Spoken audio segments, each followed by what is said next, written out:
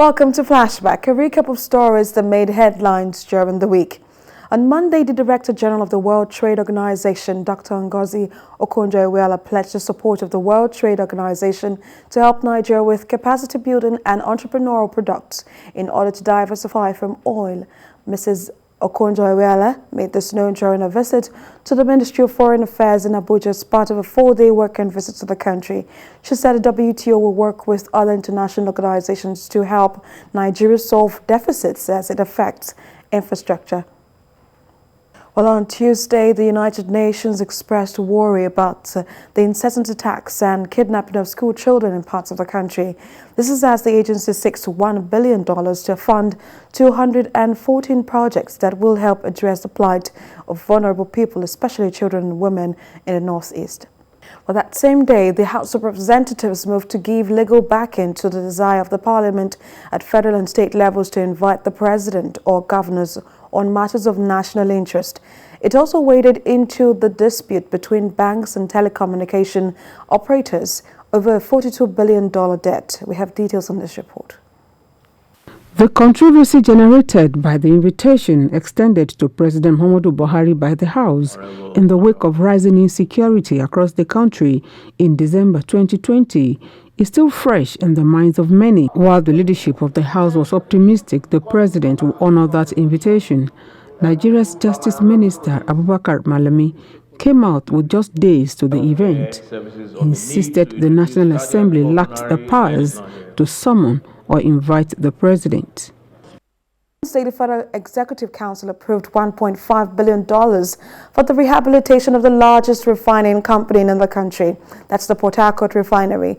The project will be done in 3 phases of 18, 24 and 44 months. Of petroleum products in recent weeks had increased clamors for the rehabilitation of the country's refineries. And now the federal government is taking steps to achieve this, starting with the Port Harcourt refinery. Funding for the project will come from 3 sources: the Nigerian National Petroleum Corporation's internally generated revenue, budgetary provisions, and from Afri-Exim Bank. Well, that same Wednesday, chaos broke out at the Senate floor after Minority Leader Ainaya Abaribe sponsored a bill seeking to establish a commission for the armed forces. He said this would deepen federal character in the appointment of service chiefs and other heads of intelligence security agencies, but his bill was countered by a group of senators who claimed it will politicize the military.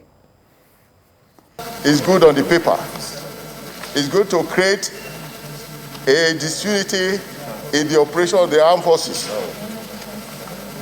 As it's presently composed, the commission cannot take the function of the chief of army staff or the functions of all the chiefs, of all the service chiefs. Because if you allow this bill to materialize, the armed forces will be polarized and the professionalism will be killed.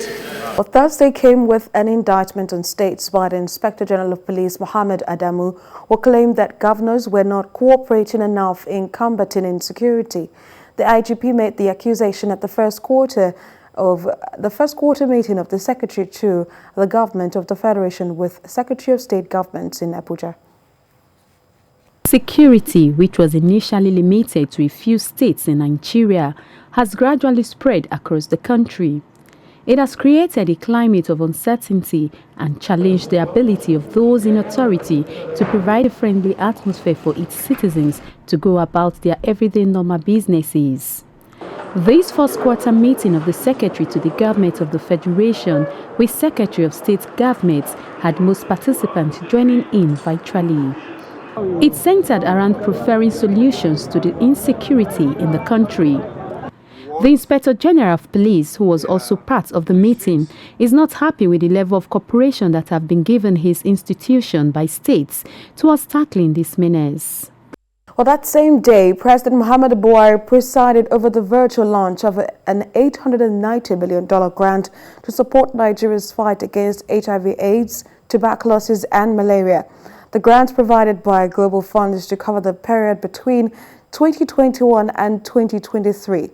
The President instructed the Minister of Health to ensure effective utilization of the grant by setting up an accountability framework to monitor the use of the fund and provide periodic performance report to his office. The thrust of our government in the health sector is to ensure that investments get our health systems strengthened and focus on the most efficient way to utilize available resources and position Nigeria on the path to sustainability of health programs. The Minister of Health is pursuing this trajectory. And Friday began with sad news of more killings in Kaduna State. This time, 13 persons were killed and 7 others were injured in a series of attacks across communities in Zagun Kataf, Kauru, and Chikun local government areas of the state. And bandits attacked and killed one Irmia Godwin while his brother escaped as they returned from their farm in Gorogan village in Zagun Kataf. In another incident, the bandits attacked Kizachi village in Kauru local government area and killed 10 persons, leaving 4 others injured. 56 houses and 16 motorcycles were razed with fire, with several barns raided and burnt. Masaka and Kurmi Kaduna villages in Chikun local government area of the state were also attacked, with 2 persons killed and 3 others injured. Well, finally, on Friday, the Sultan of Sokoto, Alhaji Mohammed Saad Abubakar, said no one will be forced to take the COVID-19 vaccine because their roles as religious leaders is to guide and advise. The Sultan made this known during the second phase of a sensitization meeting with Islamic scholars on the COVID-19 vaccination program. European countries have resumed vaccinations with the Oxford AstraZeneca vaccine after investigations carried out by the European Medicines Agency concluded that the vaccine was safe and effective for use. Unconfirmed reports had fueled the air over concerns that the jab increased the rate of blood clotting among recipients. The main task, aside the vaccination of health workers and top government officials in Nigeria, is to ensure that citizens support the process. This has formed the background to disengagement with Muslim leaders and scholars to get their support for communities and the grassroots that the vaccines are safe and effective, and to also put to rest the apathy over the choice of vaccine received. Well, that wraps it up on TVC News at 10. The edition that features flashback, a recap of stories that made headlines during the week.